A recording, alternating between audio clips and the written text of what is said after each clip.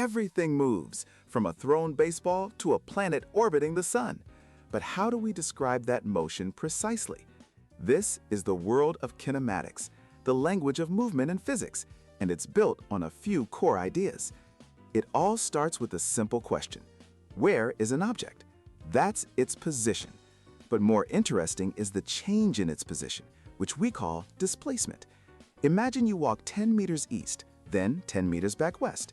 Your total distance traveled is 20 meters, but your displacement, your change from your starting point, is 0.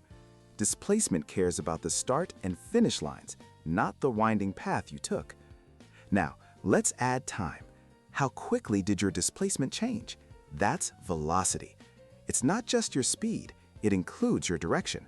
A car going 60 kilometers per hour north has a different velocity than one going 60 kilometers per hour south. Speed is just the number.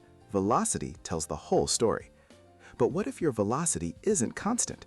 What if you step on the gas or hit the brakes? That change in velocity over time is acceleration. You can accelerate even at a constant speed, like a car turning a corner. Why? Because your direction, and therefore your velocity, is changing. To see the story of motion unfold, we use graphs. A position time graph shows where something is over time. Its slope reveals the object's velocity. A velocity time graph is even more powerful. Its slope tells you the acceleration, and the area underneath the line tells you the displacement, the total change in position. These graphs turn numbers into a narrative, showing an object speeding up, slowing down, or reversing course.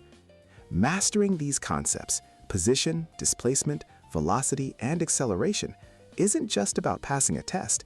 It's about learning the fundamental grammar for understanding every physical interaction that follows, from planetary orbits to the collision of subatomic particles.